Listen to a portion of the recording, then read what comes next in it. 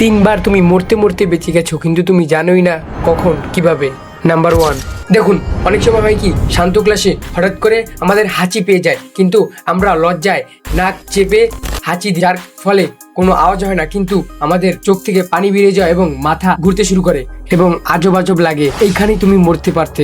যে প্রেশারটা হাঁচির কারণে তোমার গলায় পড়েছে, সেই প্রেশারের ফলে তোমার গলার আর্টারিও ছিঁড়ে যেতে পারতো, আর এই একই প্রেশার তোমার মাথায় গিয়ে তোমার মস্তিষ্ককে ড্যামেজ করে দিতে পারতো, যেটার কারণে তোমার মৃত্যু পর্যন্ত হয়ে যেতে পারতো। নাম্বার 2, তুমি অনেকক্ষণ ধরে শুয়ে শুয়ে মোবাইল চালাচ্ছ, সেই সময় হঠাৎ করে তোমার দরজার কলিং বেল বেজে উঠলো। তুমি যখন তাড়াহুড়ো করে উঠলে তখনই মাথাটা এমন একটা ঘুরলি দেয় আর তোমার পাও অবাস হয়ে থাকে।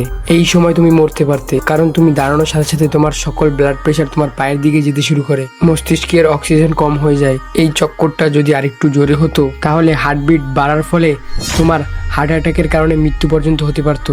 নাম্বার 3 যেটা রয়েছে সেটা আমাদের দৈনন্দিন জীবনে প্রায় সময় ঘটে থাকে, কিন্তু আমরা সেটা জানিই না। আচ্ছা, আপনার কি কখনো পানি গলায় আটকেছে? তখনই আমাদের কাশি আসতে শুরু করে। এটার কারণ হলো পানি আমাদের ফুড পাইপের জায়গায় উইন্ড পাইপ দিয়ে আমাদের ফুসফুসে চলে যায়। এই পানি যদি বেশি চলে যায় তাহলে শ্বাস না আসার কারণে আমাদের মৃত্যু পর্যন্ত হতে পারে। তাই আজকে থেকে সাবধান হয়ে যান, আর এরকম আরো তথ্য পেতে আমাদের চ্যানেলটিকে এখনই সাবস্ক্রাইব করে রাখুন।